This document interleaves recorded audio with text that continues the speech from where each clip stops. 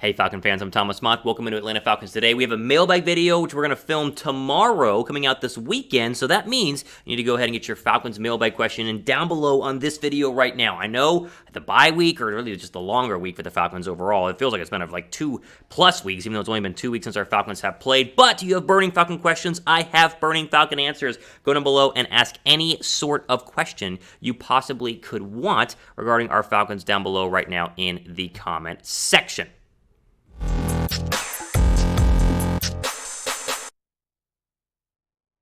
Today's Falcon video is brought to you guys by our friends at BetUS. I'll have my picks of the week as well as your link to go ahead and get 125% deposit bonus whenever you first sign up with BetUS a little bit later on in this video. But right now, we need to jump into our preview against the Dolphins as the Falcons sitting there, at 2-3, coming off the bye week, coming off the Jets win, going up against a very, let's just call it what it is, not very good football team in Miami. I think a lot of Falcon fans are hesitant to call this one an easy win because no win really is that easy for the Falcons. It hasn't been over the past couple of weeks or really past couple of years. But this does feel like, I don't want to jinx it, knock on wood, an easy victory for the Falcons. At least it should be. You've had 2 weeks to go ahead and prepare for the Miami Dolphins. You're coming off of a win. You're getting healthy, minus a couple of COVID issues. We'll talk about that in a little bit. And of course, the Dolphins are an absolute mess. And so I think going into this game, Falcon fans should feel confident with their ability to get back to 500. Going back a couple of weeks, the Falcons had a chance to win and get to 500. Before that, the Falcons had not been 500 in years, in months. It's been forever since the Falcons had gotten to 500. I feel like they do that on Sunday with a big win against a struggling Dolphins team that could have new quarterback soon, could have a new head coach soon. The Dolphins are, you talk about the Falcons in the past being a little bit of a mess, not even close to as bad as the Dolphins are right now. Pin comment down below. Let's just start with this very simply. Who do you got? You feel good about the Falcons' chances? If you do, type ATL down below for Atlanta. If you want Miami or you think Miami's going to win, type MIA down below for the Dolphins. Be a pin comment during the ad break. Give me the answers down below right now. Now, we can't talk about the Miami Dolphins in a preview video without mentioning what's going on with Tua Tagovailoa. Not only is he returning from a rib injury, been limited in practice again this week, despite the fact that he will play, reportedly, on Sunday, at least at the time of filming this video, as things in Miami are very fluid and changing at a rapid pace. But, of course, you can't mention Tua without mentioning Deshaun Watson. And the reports this past week talking about how the Dolphins are close to trading the quarterback or trading for the disgruntled, let's just say what it is, quarterback with all the off-the-field issues in Deshaun Watson. Now, whether that's true or not, I don't think matters from a preview standpoint, but what does matter is that Tua Tagovailoa, is not oblivious to these reports. He's going to go into this game with the thought process of, do the Dolphins want me? Are they going to trade me? If I struggle, am I out? In the back of his head whenever he played the Falcons. I think the Falcons should take that as an edge. The Dolphins are a team in disarray. And not only are they potentially out on Tua Tagovailoa and trying to go ahead and trade for a disgruntled quarterback Deshaun Watson, but Brian Flores' seat has continued to get hot. Despite the fact that he was successful last year and the Dolphins were a trendy playoff pick this year, they have not played up to his level. And that defense, which is always great for the Dolphins, has been one of the worst parts of their team. Remember a couple of weeks ago, they got absolutely waxed by the, albeit very good, but Buffalo Bills. And so this is a very, very interesting matchup that has not only on the field, things to keep an eye on, and we'll talk about my keys to the game later, but off the field, the drama happening inside the Dolphins organization is very, very high, and I think you got to take advantage of that and just put them in their place and put them down quickly if you're the Falcons going into Hard Rock Stadium on Sunday. Before we get into, of course, my big keys to the game, a quick shout out to our friends at BetUS. Go to chatsports.com/Falcons. Use the promo code Falcons125. Get 125% deposit bonus whenever you first sign up, meaning you put $100 down, turns into $225 for your betting pleasure. Again, that link is chatsports.com/BetFalcons. You see it on your screen right now with the promo code Falcons125. Right now, the over-under is 47.5, so they're not saying a lot of scoring is going to happen. Falcons are 2.5-point favorites. I have bet the Falcons to win this game, meaning I'm taking the Falcons to win by more than 2.5. I think this should be a pretty simple win for the Falcons. I don't want to jinx things, but it just feels like this should be a game the Falcons can go ahead and win. I'm going to bet them using my BetUS account. Throw $10 on it, $15 on it. You guys can do whatever you want. I would encourage you to bet the Falcons in this one if you're feeling confident, though, and do it with our friends at BetUS. Again, chatsports.com/BetFalcons. That is the link that you need.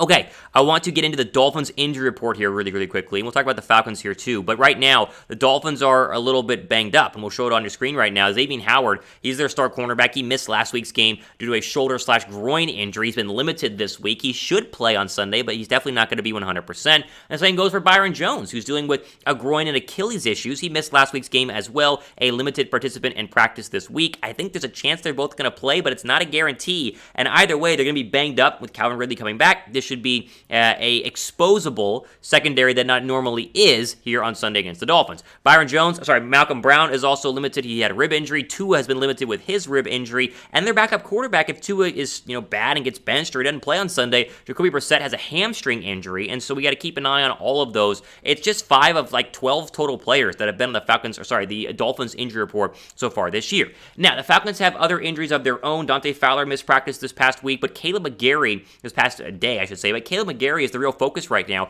as he has been placed on the COVID Reserve 19 list, meaning he might not be available on Sunday. And instead of moving Jalen Mayfield over to right tackle, they've said they're going to keep Mayfield at left guard, and therefore either start Jason Spriggs or Colby Gossett at right tackle if McGary is unable to go. Now, the test came from McGary early enough in the week to where he's vaccinated, according to reports. If he's going to be okay, he should be able to play on Sunday. But remember, according to the NFL's COVID-19 policy, he has to produce 2 negative COVID tests within 24 hours of each other in order to go ahead and play on Sunday. And so right now he's out, but by the time you watch this video, he might be good to go and might be able to play. So we'll keep an eye on that one. That's really the only main injury right now, is Ridley's going to be back. And of course, we'll keep an eye on Fowler, but McGary is the real big question mark here.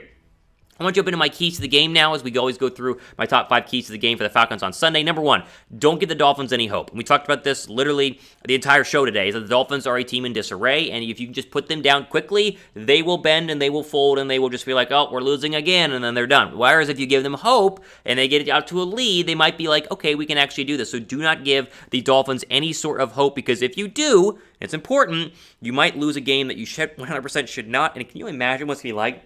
I'm thinking about this right now. On a Monday, if you lose to a 1-win Dolphin team, coming back to Atlanta, it would be a rough Monday for Arthur Smith and company. So don't just don't give them hope. We'll avoid that, get the win, and move on. Now, if we're getting key number 2, again, shout out to our friends who have subscribed to the channel, as a lot of you guys are brand new, and so I appreciate each and every one of you. And so if you like the channel, like the Falcons, and you have not subscribed, go down below and hit that big red subscribe button. We also have a mailbag video coming up later this week. Use the hashtag Falcons down below if you are a subscriber. That's our little perk to you guys, being able to actually be seen and heard on the show every single weekend here by going down below, use the hashtag Falcons, and ask any Falcon-related question you could possibly want.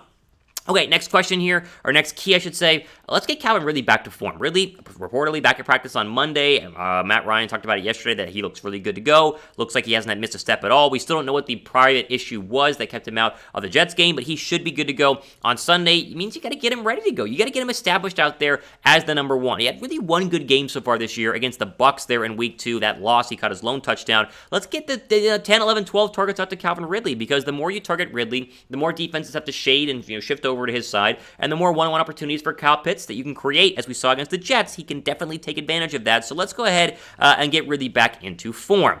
Key number 3, it's a very simple one, and one the Falcons have done pretty well the past couple of weeks. It's pound the rock. Now, we really saw that, especially with Cordero Patterson and Mike Davis against the Jets, but the Dolphins' defense is not good against the run, and so in order to create the opportunities for, hopefully, Ridley down the football field and Kyle Pitts, we always talk about play action. The Falcons can be a very good play action team if they're running the football well. Don't get away from it early, and especially if you get a lead, let's pound this rock. Let's show that our offensive line is physical, that our running backs are physical, and put it right down the Dolphins' throat and end this game quickly. That way you don't worry about any sort of upset there in the fourth quarter. Now, whenever you play Tua Tagovailoa, it's natural to make one key to pick him off. Like, Tua will turn the ball over, so catch it whenever it's thrown to you, and then also offensively take advantage of it. If he gives you a turnover in the red zone, score a touchdown, because nothing is more demoralizing for a quarterback than a red zone turnover, or just a turnover in general, that leads to 6 points. Because if it leads to 3, you can kind of go, all right, defense, I appreciate you guys, you bailed me out, that's great, but if you're able to actually score points after it, it goes a long way towards the success of the team, and so Tua will turn it over. Go ahead and take advantage of that, score some darn points after turnovers. And finally, speaking of points, this is the Dolphins defense. I said it a little bit earlier. That gives up a ton of points. They're like the third worst in points per game in the National Football League. They just don't know how to stop people. And it's weird because they should be good from a secondary standpoint. But other than that, besides Jones and Xavien Howard, who might not play on Sunday, as we mentioned, they're very, very weak in the secondary and very weak up front. This should be a game where Matt Ryan has 3 or 4 touchdowns and 300 yards and the Falcons win by 15. Like, really, it should. And that's the hope. They give up a ton of points, attack them, expose them, score against them, and put the game away early. It'd be nice to be comfortable in the fourth quarter of a Falcon game. We've not really had that so far this year. A nice double-digit lead. You can just kind of roll through the rest of your Sunday, take a quick little nap, wake up, Falcons win, and good to go. What's your score prediction for the game? Mine is coming up here after this question by us, of course, asking you for the score prediction. What do you guys think? Give me your score prediction down below right now in the comments section. I am going with, wait for it, drum roll please, Falcons winning, Falcons 27, Dolphins 17. The Falcons win by 7. Sorry, by 10. Let me do some math here. They win by 10, an easy, comfortable win. They get to 3-3 and continue along this very simple schedule as they face Carolina next week for the chance to go to 4-3 and have a winning record, which is like, oh my gosh, unbelievable for the Falcons. But get this dub, get it done. We'll talk about it on Monday as we always do. Make sure you guys, again, are subscribed to the channel. Again, I appreciate all the new subscribers that keep pouring in here every single week. Let's keep making this the best Falcon channel on YouTube. That way you guys stay up to date and covered regarding all your Falcons news and rumors. Again, for Atlanta Falcons Today, I'm Thomas Mott. Out of time here, signing off for the rest of your day.